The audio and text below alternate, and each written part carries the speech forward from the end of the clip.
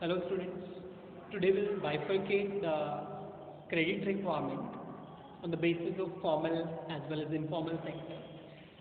Means कि जो total credit requirement है लोगों की, ठीक है, उसमें से कितना प्रोपोर्शन या कितना हिस्सा फॉर्मल सेक्टर फुलफिल करता है और कितना हिस्सा इनफॉर्मल सेक्टर फुलफिल करता है, ठीक है. So basically if we use the data और according to the data if we take the reference, ठीक है, so the formal sources fulfill the total credit requirement or you fulfill the 60% of the total credit requirement of the people.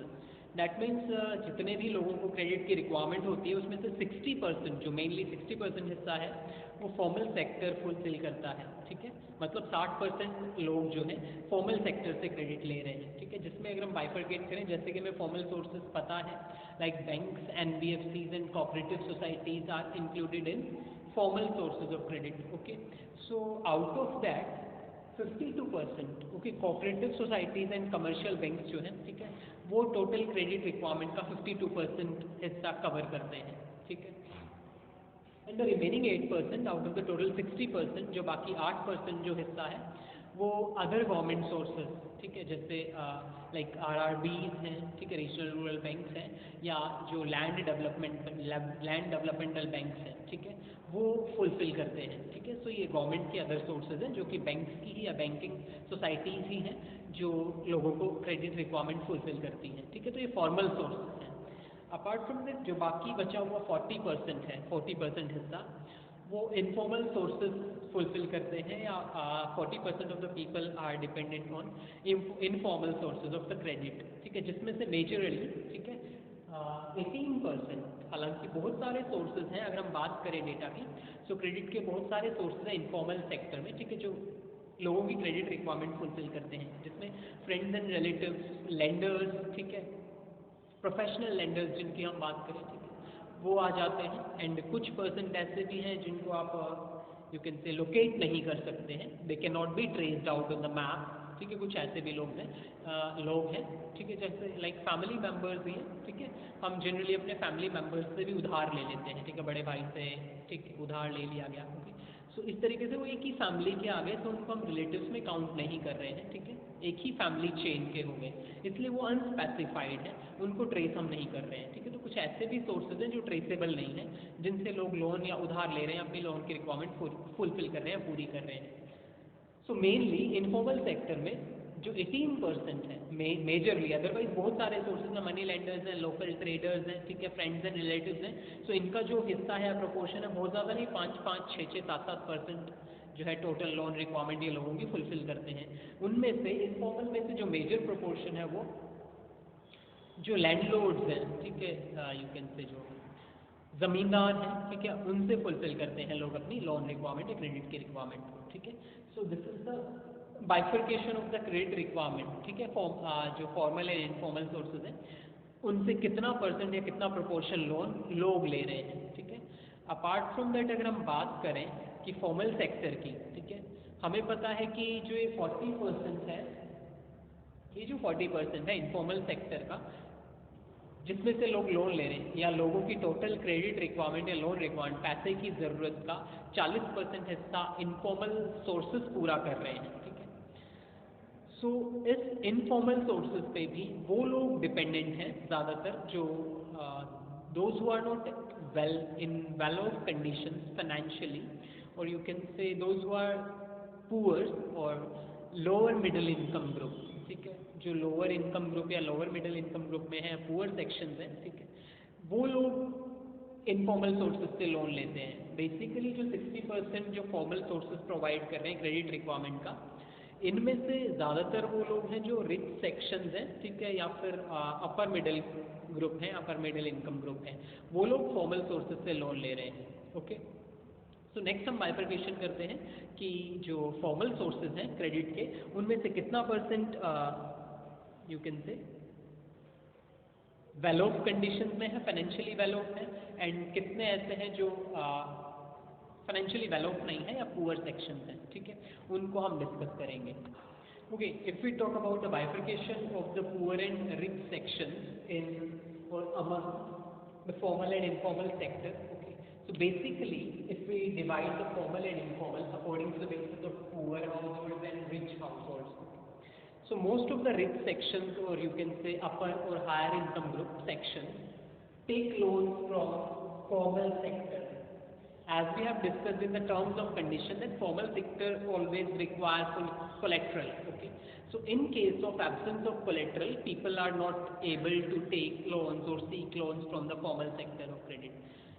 जैसे कि हमें पता है, पहले हम डिस्कस कर चुके हैं कि फॉर्मल सेक्टर ऑफ क्रेडिट में हमेशा कोलेट्रल की रिक्वायरमेंट है, कोई एसेट कोई संपत्ति आपको गिरवी रखनी पड़ेगी। अगर आपके पास कोई कोलेट्रल नहीं है, that means in case of absence of collateral you can not seek loan from formal sources of credit. So those who do not have the assets, संपत्ति गिरवी रखने के लिए नहीं है, so basically उनके पास कोई एसेट नहीं है, तो कौन होंगे वो? पुअर सेक्शंस होंगे। so उनको कहाँ जाना पड़ेगा? they have to depend on informal sources basically. okay, so जो ज़्यादातर पुअर सेक्शंस हैं, see 85% the poor households, the data or the numbers say the 85% poor households are dependent on informal sector to fulfill their credit requirement. ठीक है, 85% या उससे ज़्यादा % लोग ऐसे हैं जो अपनी क्रेडिट रिक्वायरमेंट फुलफिल करने के लिए इनफॉर्मल सोर्सेज के ऊपर डिपेंडेंट है। कंडीशन कुछ भी हुई हो सकती है, ज़्यादातर या मेन केसेस में हमने देखने को मिलता है कि they do not have any property और asset to mortgage against the loan, गिरवी रखने के लिए उनके पास कोई एसेट नहीं है, संपत्ति नहीं है। ठीक है, and the remaining 50%, 15% poor house holds, सिर्फ 15% ही पुअर्स ऐसे हैं, पुअर हाउस होल्ड्स ऐसे हैं जो फॉर्मल सेक्टर से लोन लेते हैं। ज़्यादातर फॉर्मल सेक्टर से लोन कौन ले रहे हैं? Those who have any asset as a collateral और those who are financially well being. ठीक है, जो पुअर नहीं है, रिच हैं, जिनके पास कोई एसेट है गिरवी रखने के लिए, और यू कैन से द रिच सेक्शन। ठीक है, ज़्यादातर वही लोग लोन ले रहे हैं फॉर्मल सेक्टर से, जैसे 90% रिच सेक्शंस और rich people are dependent on formal sector, और यू कैन से जो 90% रिच लोग हैं वो अपनी क्रेडिट रिक्वायरमेंट फॉर्मल सेक्टर से बैंक के थ्रू लोन लेके फुलफिल करते हैं। And remaining 10%, okay, rich sections का सिर्फ बचा हुआ 10% ही ऐसा है जो इनफॉर्मल सेक्टर के ऊपर डिपेंड रहता है। उसके कुछ ऐसे कॉजेज हो सकते हैं, might be they need a quick और इंस्टेंट क्रेडिट रिक्वायरमेंट, उनको एकदम से क्रेडिट की ज़रूरत पड़ गई होगी। ठीक है, they do not want to follow the lengthy legal process. ठीक है, जो क्रेडिट की या लोन की एक लीगल प्रोसेस है, they do not want to follow it. ठीक है, या उनके पास उतना टाइम नहीं है, इसलिए वो इनफॉर्मल सोर्सेज के ऊपर डिपेंड है। ठीक है, सो इस तरीके से हमें क्या पता चलता है कि फॉर्मल सोर्सेज जो कि like come rate of interest के ऊपर लोन देता है, उससे ज़्यादातर लोग लोन ले रहे हैं वो रिच सेक्शन हैं। ठीक है, पुअर्स को उतना ज़्यादा फ़ायदा नहीं हो रहा है फॉर्मल सेक्टर से या फॉर्मल सोर्सेज ऑफ क्रेडिट से। ठीक है, उसका ज़्यादातर फ़ायदा किसको हो रहा है? रिच सेक्शंस को। सो अल्टीमेटली हमें क्या करना है या गवर्नमेंट को क्या करना है? द गवर्नमेंट नीड टू, हम पहले भी डिस्कस कर चुके हैं, the government need to strengthen its formal sources of credit. अपनी फॉर्मल क्रेडिट की जो चेन है या फॉर्मल सोर्सेज को स्ट्रेंथन करना है। दे नीड टू इंक्रीज और improve their accessibility to the poor people. ठीक है, गरीब लोगों तक उसकी पहुंच या अपनी एक्सेसिबिलिटी बनानी है। ठीक है, इस वजह से हम कह सकते हैं कि, और you can say ultimately this is how we can reduce the dependency on informal sector. We can not deny the importance of informal sector of credit. Contribution informal sector का डिनाई नहीं किया जा सकता है, हम मना नहीं कर सकते हैं, और वी कैन नॉट से कि इनफॉर्मल सेक्टर को सिस्टम से बिल्कुल निकाला जा सकता है। Because most of the conditions or most of the cases are there in which informal sector is you can say not most but many of the cases are there, many of the conditions are there जिनमें informal sector of credit जो है ज़्यादा effective रहा है।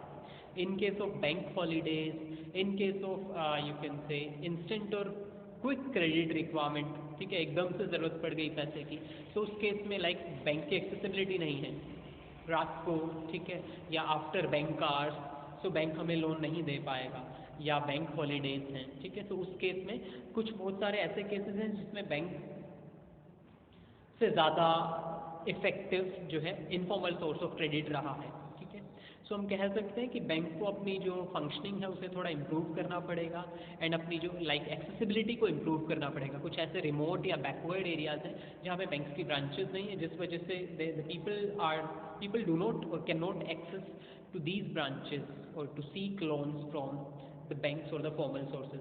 So the government needs to improve the functioning and as well as to strengthen the regulated chain of the banks or the formal sector. ठीक है, government को ये करने की ज़रूरत है.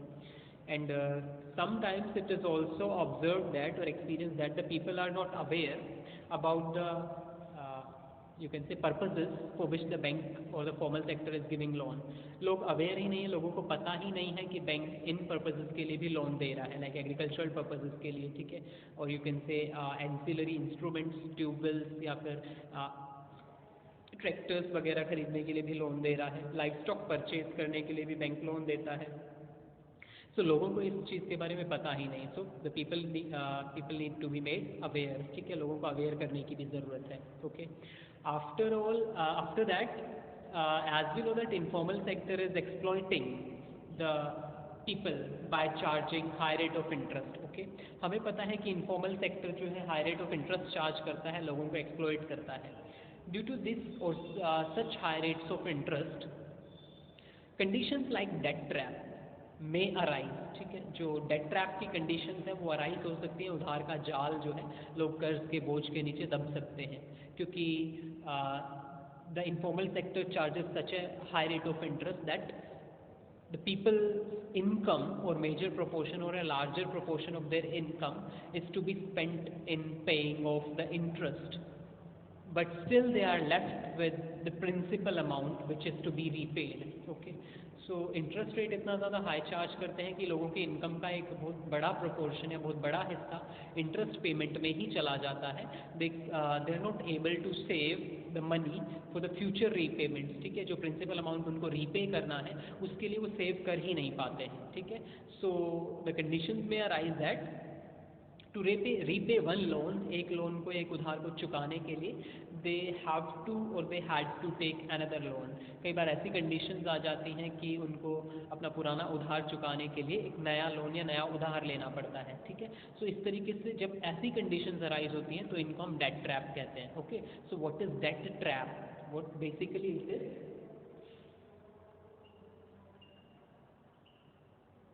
डेट ट्रैप, कर्ज का जो है, उधार का जो जाल है. ठीक है, ये कब अराइज होता है? ये बेसिकली तब अराइज होता है when the people have to take a loan to repay the previous one. किसी एक उधार को चुकाने के लिए उन्हें दूसरा या और नया कर्ज लेना पड़ता है, तो उससे हम उधार का जाल कहते हैं. ऐसा कब होता है? ऐसा मेनली इनफॉर्मल सेक्टर के केस में होता है, जब वो इनफॉर्मल सेक्टर ऑफ क्रेडिट के केस में होता है, because informal sector of credit charges high rates of interest. ठीक है, they usually charges high rates of interest as well as adverse conditions भी वो इम्पोज करते हैं कि हमें जल्दी से जल्दी पैसा वापस चाहिए. ठीक है, सो इन केसेस में क्योंकि high rates of interest charge करते हैं तो लोगों की जो इनकम है उसका एक बहुत बड़ा प्रोपोर्शन इंटरेस्ट पेमेंट में खर्च हो जाता है. वो सेव नहीं कर पाते हैं कि फ्यूचर में उन्हें प्रिंसिपल अमाउंट रीपे भी करनी है. ठीक है, सो इंटरेस्ट पेमेंट बहुत ज़्यादा होती है और इनकम कम होती है. ठीक है, so they are not able और they are not in a state to save the amount for the future repayments, क्योंकि इंटरेस्ट पेमेंट में ही ज़्यादातर इनकम खर्च हो जाती है. तो उस केस में जो प्रिंसिपल अमाउंट है उसको रीपे करने के लिए they have to take another loan, उन्हें दूसरा लोन या नया उधार लेना पड़ जाता है. ठीक है, सो इस तरीके से कर्ज का एक जाल क्रिएट हो गया, उधार का एक जाल क्रिएट हो गया. ठीक है, so this condition is known as debt trap. तो डिफाइन करना है डेट ट्रैप को, क्या तो कैसे करेंगे? When the borrowers have to take और when the borrowers need to take a loan, ठीक है, और fresh credit to repay the previous one, पुराने उधार को चुकाने के लिए नया उधार लिया जाता है. ठीक है, so that is debt trap. क्योंकि अब इस वाले कर्ज को चुकाने के लिए एक तीसरा उधार लिया जाएगा, क्योंकि पहले से इनकम कम है तो पिछला इंटरेस्ट चुका के इनकम खत्म हो गई है. यहाँ पे भी ऐसा ही होगा, नया जो उधार लिया वो भी इनफॉर्मल से, क्योंकि एसेट तो है नहीं. ठीक है, सो मेनली उन केसेस में जहाँ से इनफॉर्मल सोर्सेज से क्रेडिट लिया जाता है जो कि पुअर हाउस होल्ड्स करते हैं, जिनकी इनकम कम है, इनफॉर्मल सेक्टर से लोन लिया और इंटरेस्ट रेट काफ़ी ज़्यादा चुकानी पड़ी, सो इनकम का ज़्यादातर हिस्सा तो इंटरेस्ट चुकाने में ही चला गया, सेव कर नहीं पाए प्रिंसिपल अमाउंट पे रीपे करने के लिए, ठीक है। तो उस केस में हमें ये कंडीशन देखने को मिलती है कि ये डेट ट्रैप की सिचुएशन अराइज हो जाती है, ठीक है। कर्ज के बोझ के नीचे दब जाते हैं मेनली जो स्मॉल फार्मर्स होते हैं, ओके, उनकी क्रॉप डिस्ट्रॉय हो जाती है, so they are not in a state or they could not be able to repay their amount, ठीक है। तो उस केस में उन्हें और उधार लेना पड़ जाता है, ओके। तो इस तरीके से उधार का जाल बन जाता है। नेक्स्ट एक छोटा सा टॉपिक है, that is SHG, self help group, जो कि बेसिकली कोऑपरेटिव सोसाइटी की तरह काम करता है, कोऑपरेटिव की फंक्शनिंग के ऊपर काम करता है, ठीक है। So that is SHG, self help group.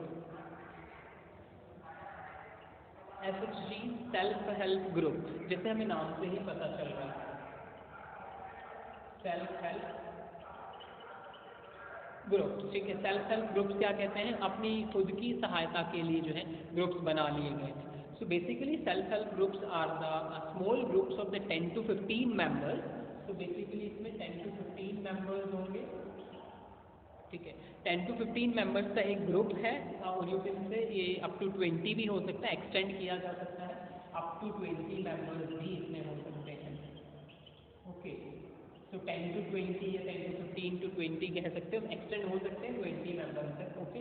So maximum 20 members का यू कैन से, मैक्सिमम तो नहीं, उससे ज़्यादा भी एक दो हो सकते हैं, बट अप टू 20 मेंबर्स एक स्मॉल ग्रुप होता है। SHG बेसिकली स्मॉल ग्रुप होता है, बहुत बड़ा ग्रुप नहीं होता है कि 50, 60 या 100 लोगों का ग्रुप नहीं होता है, फिर वो कोऑपरेटिव सोसाइटीज़ में चला जाएगा या वो कोऑपरेटिव सोसाइटीज़ कहलाएंगी, ओके। सो एक स्मॉल ग्रुप होता है जिसमें अप टू 20 मेंबर्स होते हैं, सेम लोकेलिटी के, and you can say basically this concept was developed in from south, Tamil Nadu से इसको डेवलप किया गया था, ठीक है। सो तमिलनाडु विमेंस एसोसिएशन एक कॉन्सेप्ट है, that is TANWA, Tamil Nadu women's association, तनवा ग्रुप, ओके।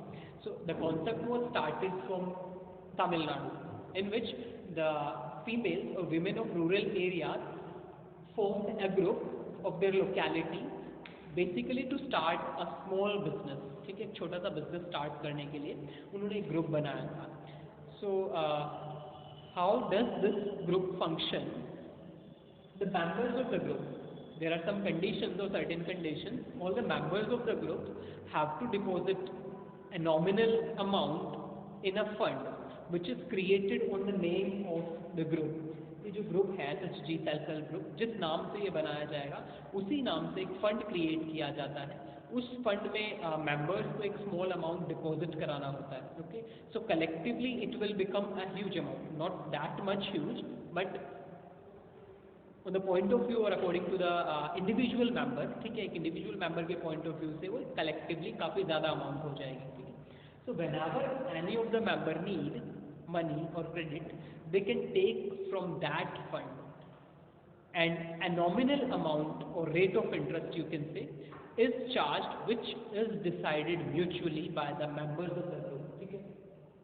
तो ग्रुप मेंबर जो है वो एक स्मॉल अमाउंट एक फंड में, ठीक है, जो ग्रुप के लोगों ने फंड बनाया है उस फंड में सभी मेंबर्स को एक स्मॉल अमाउंट डिपॉजिट करनी होती है, कलेक्टिवली एक थोड़ी सी बड़ी अमाउंट बन जाएगी। अब किसी भी एक पर्सन को अगर पैसे की ज़रूरत है, so they can take the money as a loan और borrowing from the fund with a nominal rate of interest against a nominal rate of interest, ठीक है। वो रेट ऑफ इंटरेस्ट जो कि उस ग्रुप ने म्यूचुअली डिसाइड की होगी, डिटरमाइन की होगी कि इतना इंटरेस्ट हम चार्ज करेंगे, ठीक है, फ्री में नहीं दिया जाता। अब फ़ायदा क्या हुआ कि एक मेंबर के पास इतना पैसा नहीं था, ठीक है। So collectively they can take out of the fund, जब ज़्यादा पैसे की ज़रूरत है तो फंड में से ले सकते हैं, ठीक है। क्योंकि अब यहाँ पे किसी एक का पैसा नहीं, बहुत सारे लोगों का जो कलेक्टिव अमाउंट फंड में जमा हुआ है, तो किसी भी एक की या किसी एक दो लोगों की जो छोटी छोटी क्रेडिट रिक्वायरमेंट्स हैं उनको फुलफिल किया जा सकता है।